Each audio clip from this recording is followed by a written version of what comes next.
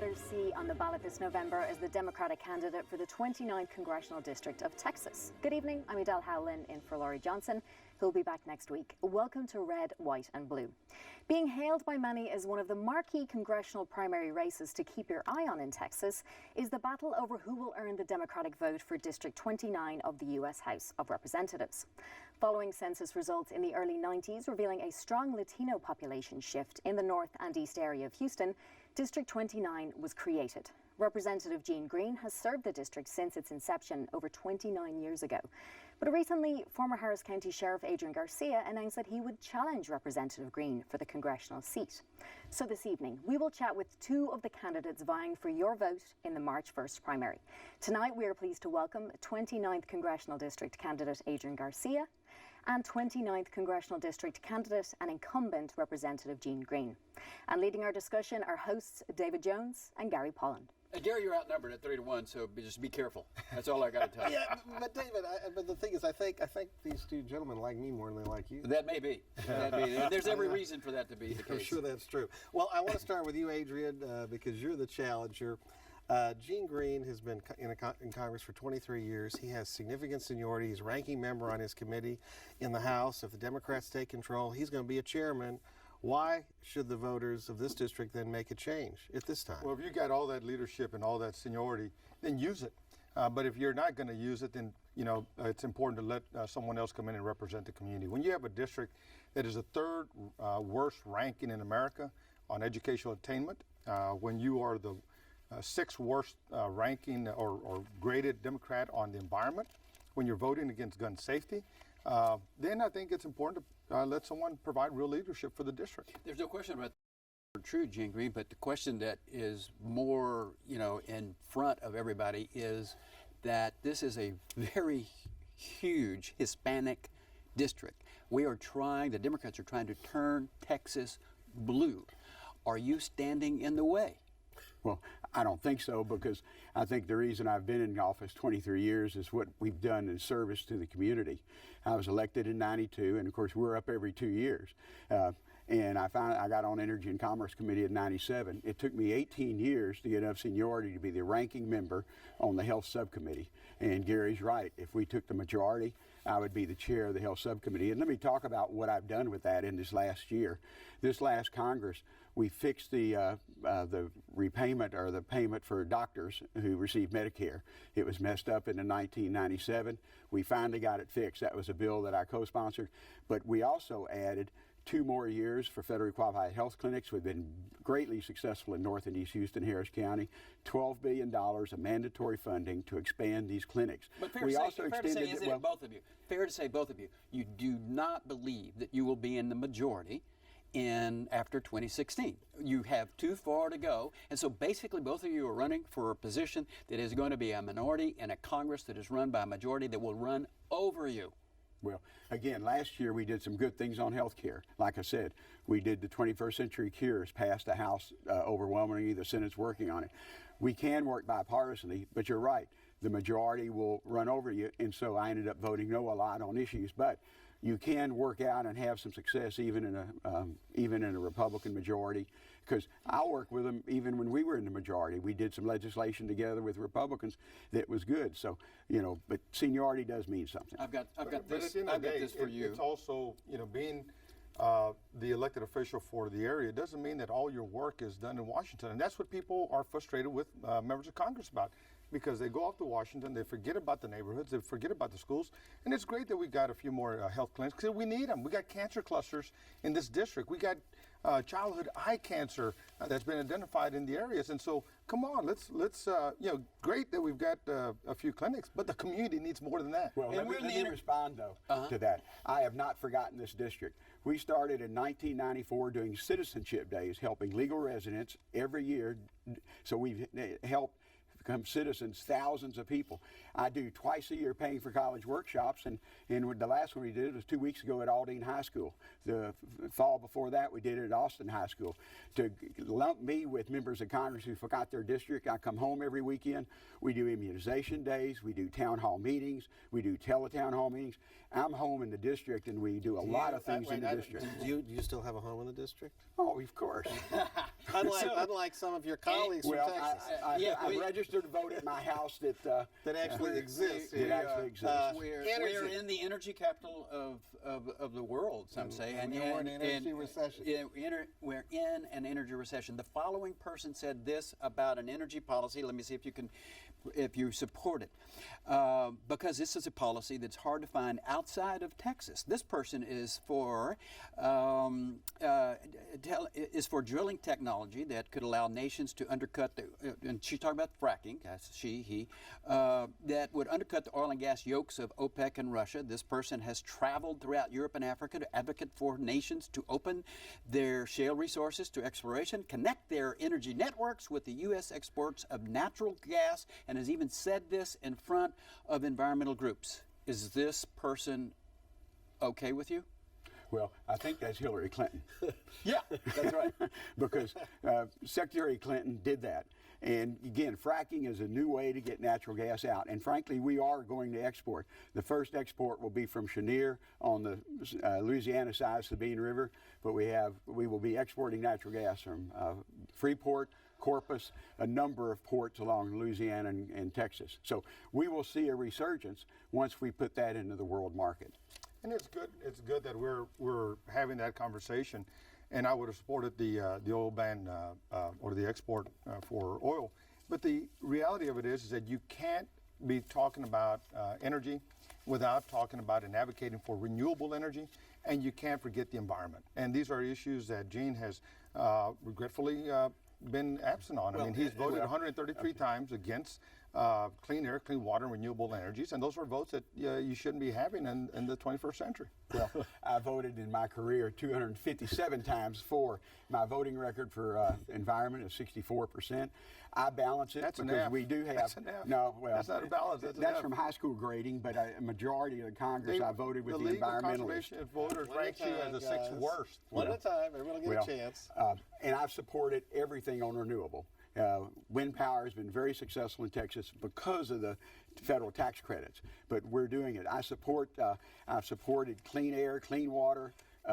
In fact, I spent my last night out at the San Jacinto River hearing on a toxic facility that used to be in our district, but it no longer is, but it's still polluting, and I'm asking EPA to clean that up. So I'm proud of my environmental record, but I also balance it because I want those jobs in East Harris County. Whether or not you understand. But that was raised in 2002.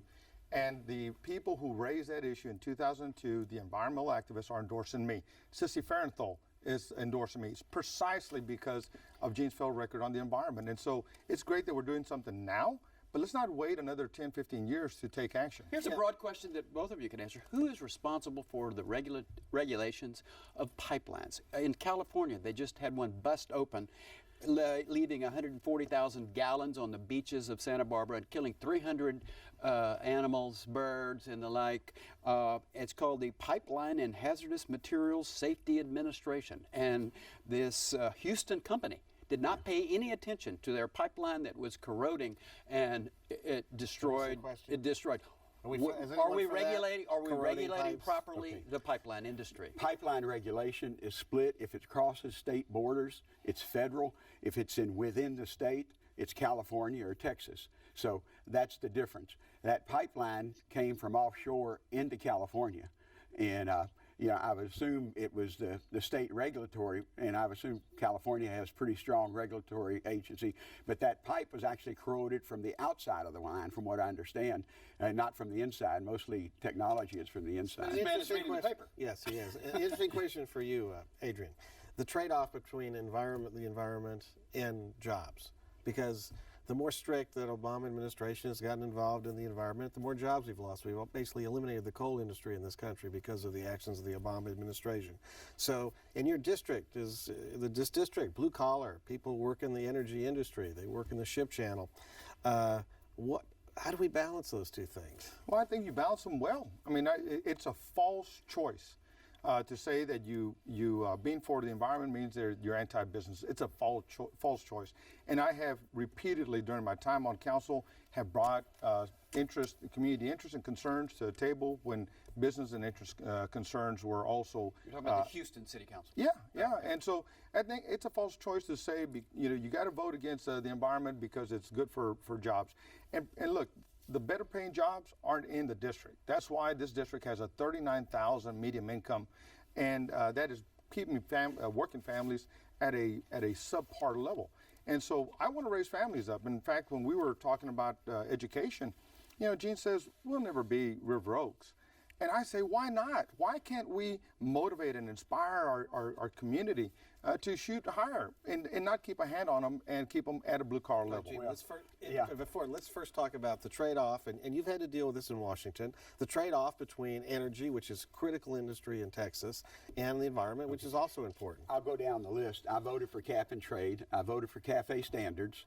I've always voted for clean water. And every time we've reauthorized clean water, the toxic waste, I'm a co-sponsor of the bill to deal with toxic waste, and TSCA, which is a 1976 law that hadn't been updated, I'm a co-sponsor of the Toxic Substance Chemical Act that passed the House overwhelmingly, and we hope the Senate will send it to us. So all these things that you worked on, Gene, did you also talk to the businesses in your district to make sure I talked to my unions, adversely? my employers and the business, because you do have to balance it.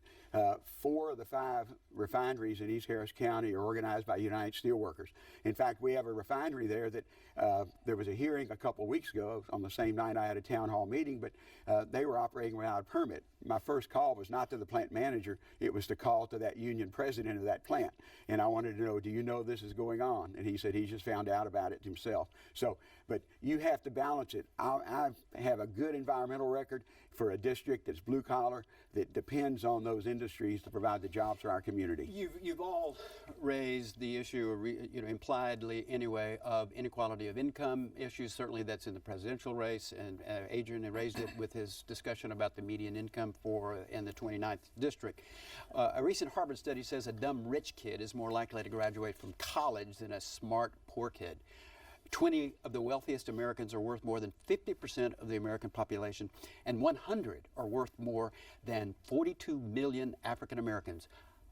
I mean, is this not an argument for Bernie Sanders for president? Well, the way you deal with that, and that's why our district's not going to be River Oaks. In our district, we need job training. Yeah. We want Houston Community College, San Jacinto College. Would you let me finish, and I won't interrupt you? But I haven't met a kid in my neighborhood who wants to stay at a blue collar level. Everyone wants a better quality of life. So you don't disagree with that study that I just quoted? No, I think that we should be shooting high. We should be challenging ourselves. Let me give you the educational data for our district. In 2000, the adults with high school diploma was 50%. 2014, it's 72%. To get to college, you have to have that high school diploma. And so we see that improving in our district. Again, it's not a wealthy area, but we need the community colleges to be both opportunities to go to a 4-year school like University of Houston or University of Texas or A&M, but we also need them for those students who just want to go out. And you can leave with skills training at San Jacinto College now and make $100,000 a year walking onto a plant. Because of the training now, they train you for those jobs that they're hiring for. And in East Harris County, that's a partnership. And I've been working on that for years, and we're going to continue to see it grow. I'll be at San Jacinto College tomorrow. And let me just say how wrong he is.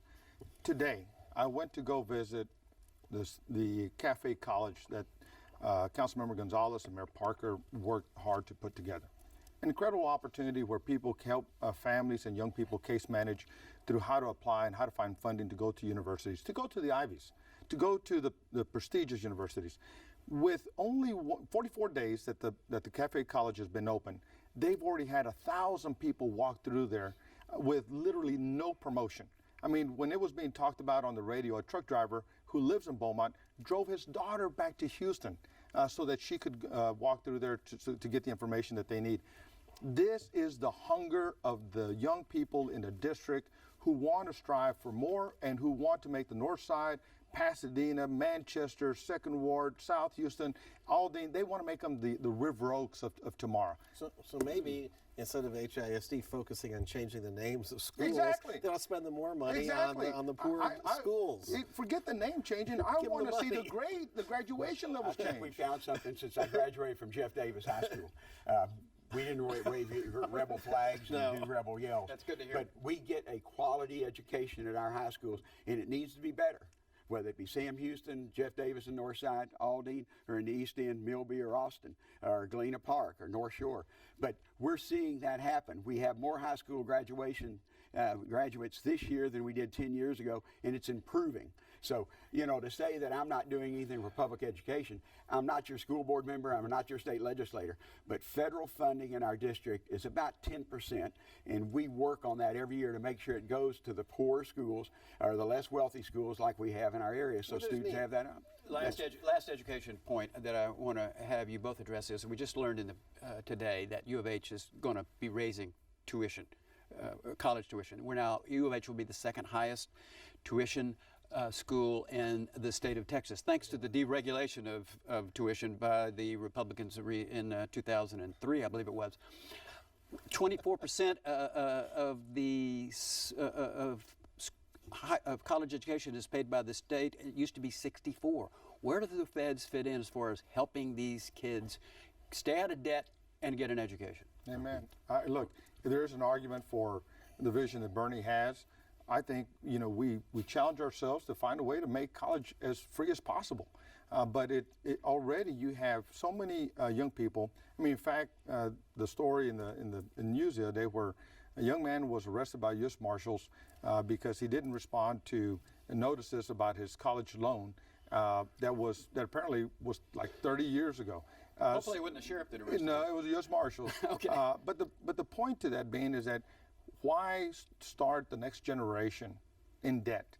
And then it creates an opportunity for these private colleges that are now creating another level of debt and challenges for individuals. So we got to resolve it and make college tuition free if we can get there. Congressman Green. Obviously, what happened in 2003, Texas used to be the best, our public universities, the cheapest way you could get to college. 2003, the tuition was taken off.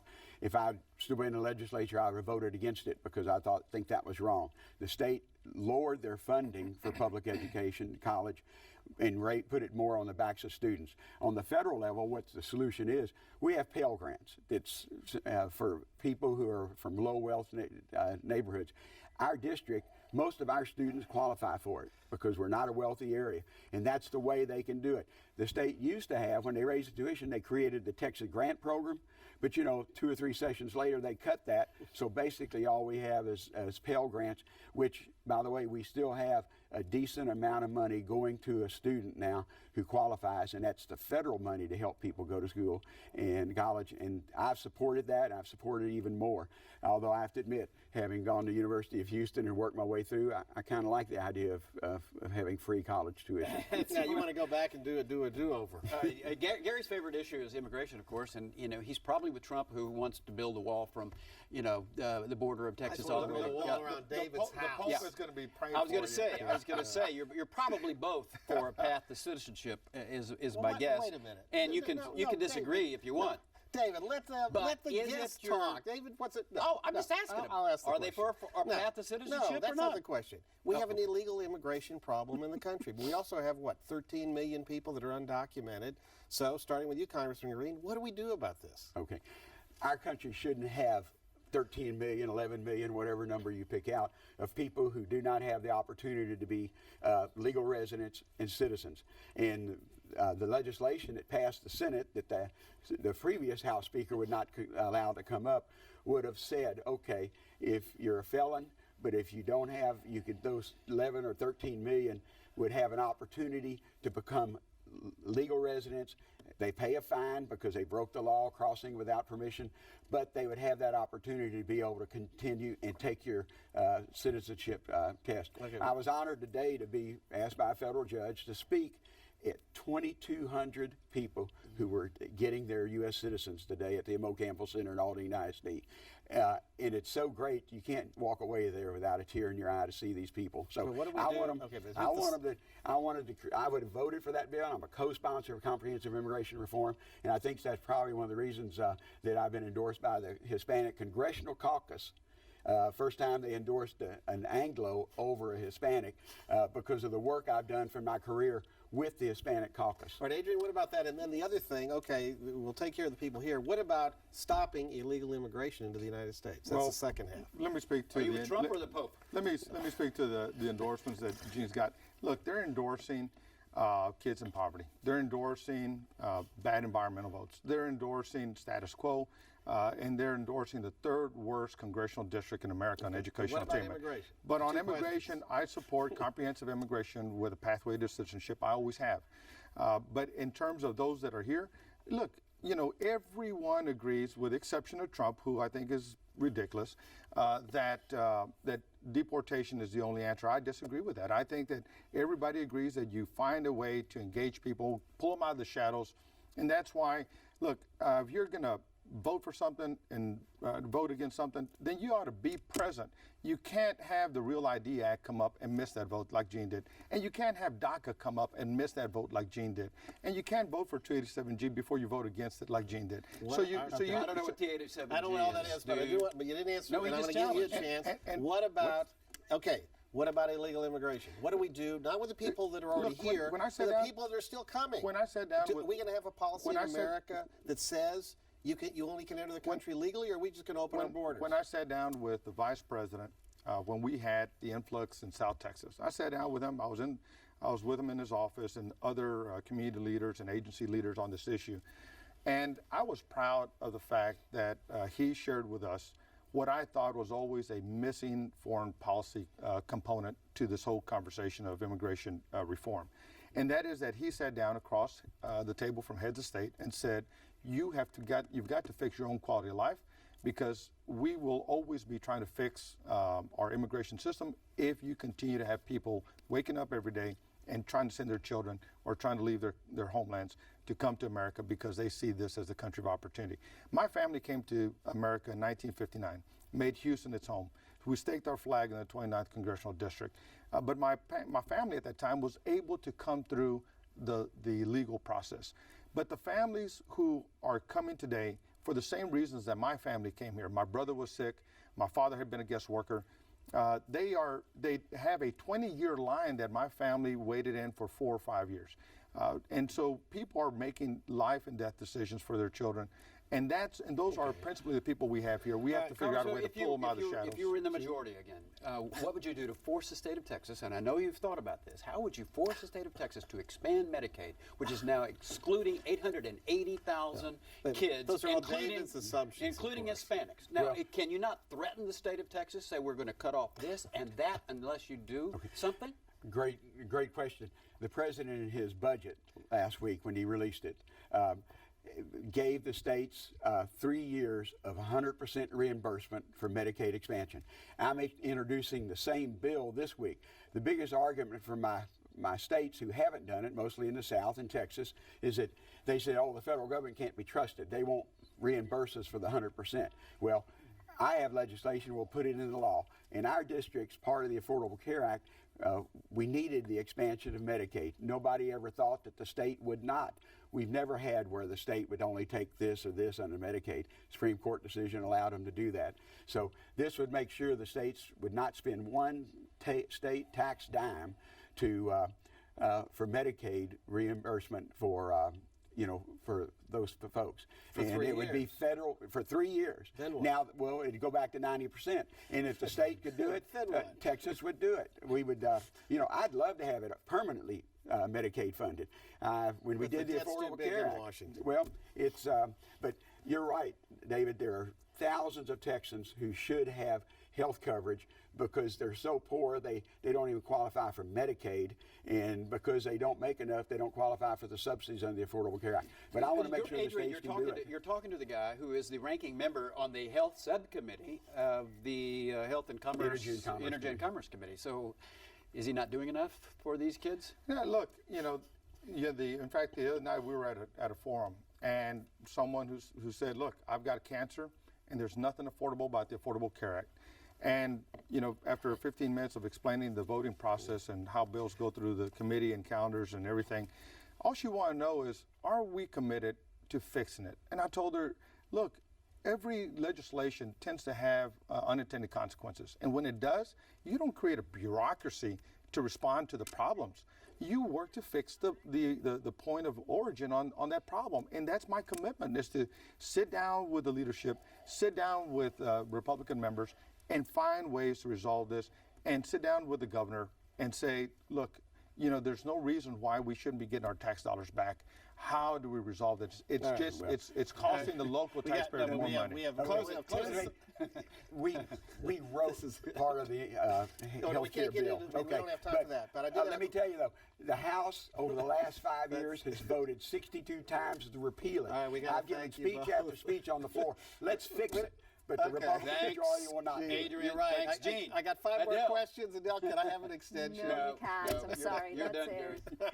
Don't forget that every week following Red, White and Blue, you can continue the conversation online with Houston Public Media's digital series, Political Perspectives, featuring JR and Brandon Ronninghouse. Starting at 8 p.m, log on to houstonpublicmedia.org/perspectives. And remember, you can catch Red, White and Blue every Friday at 7:30 p.m. here on TD8, and again Saturdays at 6:30 p.m. We also invite you to visit us online and send us your comments. We want to hear what you have to say about the issues that affect Houston.